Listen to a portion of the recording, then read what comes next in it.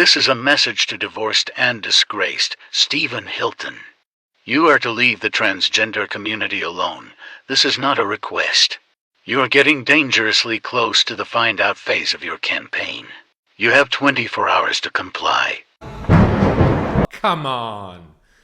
You guys are toothless, completely ineffectual, and kind of funny. You can't stop me. You can't silence me. The more hate and the more ridiculousness I get, the harder I'm going to go. So every time you try to come at me with something like that, just know the next video I make, the next post is going to be harder. It's going to be more hardline. It's going to be more shocking to you. So let's see how far we can take this, shall we? Let's play the game. Let's play the game. You're not going to stop me talking. You're not going to stop me talking. And the threats, I find them funny. It's funny. That video is funny. Your whole campaign is funny. It's ridiculous that you think that you can censor me. If you look back through history, everyone that's tried to censor speech has never been on the right side. Just look back. Let's have a look back at people who've tried to censor speech. Stalin, Hitler, Mao. These people are always tyrants looking back. They're always tyrannical regimes. They're always wrong. And you guys are wrong. Can't you see that? The fact that you have to resort to trying to shut people down with frankly hysterical threats, and that's the only attack vector you have, shows that you're trying to censor with funny aggression. That proves that you're on the wrong side of history. You're going to be looked back on as idiots, people that were just blind little policemen of the state. Like, there's never been a time when people, youth, I don't know if you're youth, probably not that hide behind a keyboard organization, but cool people, especially youth, are supposed to rebel, not be little kowtowed lapdogs to the state. I've never seen such an uncool culture. This is crazy. We're supposed to be the counterculture. You guys on the woke side are the opposite of counterculture. You're the little lapdog culture of the state. People like me are the counterculture. We're the cool counterculture now, and you're trying to silence us. And it's not going to work. It's basically not going to work. There's too many of us. And for every one of you that leaves and announces your departure like a hissy fit, there's 10 new people that follow me. And I wanted to talk about that today. Just basically put it out there that you can't stop me. You can't silence me. The more hate and the more ridiculousness I get, the harder I'm going to go. So every time you try to come at me with something like that, just know the next video I make, the next post is going to be harder. It's going to be more hardline. It's going to be more shocking to you. So let's see how far we can take this, shall we? Let's play the game. Let's play the game. I think I'm going to win. So I should say, I think we're going to win.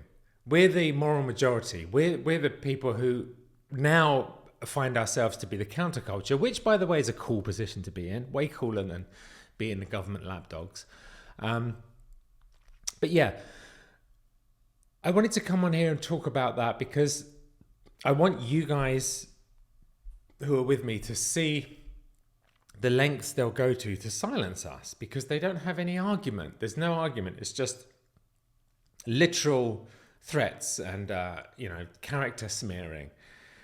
Disgraced and divorced. That's what they had to lead with. That's what they led with. That's what they had to lead with, and it is ridiculous. But another thing that has just come to my attention this week, which, tell me what you think of this. This lady shouldn't be allowed to keep this baby, surely. What?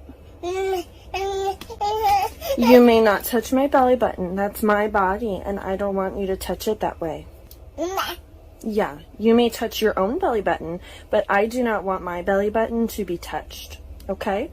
No. Yes, I am in charge of my body, and you are in charge of your body. And right now, I don't want my body to be touched on my belly button. No. Yeah, okay? So you can touch your belly button, because that's your body, but I don't want my body to be touched right now. Yes, okay? Oh, really? That's child abuse. That baby is yearning for physical connection with his mother, and she's put her woke ideology above caring for her child. And that voice, oh my God, that voice. There's something so self-satisfied and smug and self-congratulatory about these people that just really makes me sick. They're so inherently unlikable, aren't they? You know, the people on this side, they're so supercilious and, you know, they look down on everyone. They're so unlikable. What they don't realize is that probably in the real life, people don't like them, you know, and I can see why. That kind of, I mean, you know, I've talked about this before, and I'm slightly concerned to talk about it, just because it's, you know, it's family. But my brother-in-law and sister-in-law, their whole thing was being like self-satisfied, climate change, vaccinate your kids, which I'm really struggling to. I've really got a problem with what that guy said. I did think I told you. He was like, when we were pregnant with Alfie, and I didn't know. I was still on the woke blind side. He was like, better make sure you vaccinate those kids. It was the first thing he said, and I can't forgive him. I'm really struggling. And part of my program is I have to forgive, you know, I have to forgive people. And I'm really struggling because why did I ever... That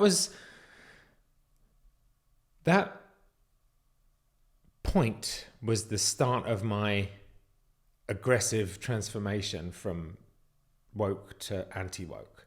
So I'm grateful to him for that, but I'm having to do therapy around it. My program means that I have to forgive, and I'm trying, but I'll never understand why I listen to those people. I'll never understand it. People that just, it's not likable. There's nothing attractive about someone pushing an agenda.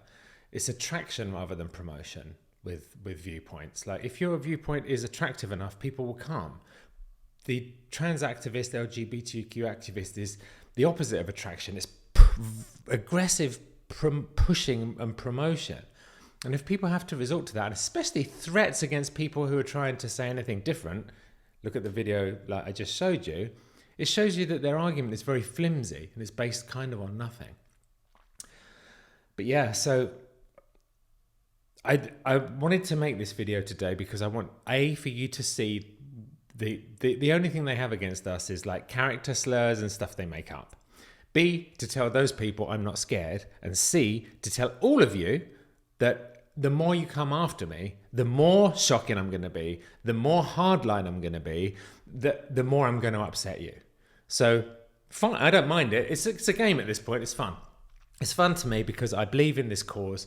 I believe you shouldn't be coming after our kids. You should have stopped in 2017.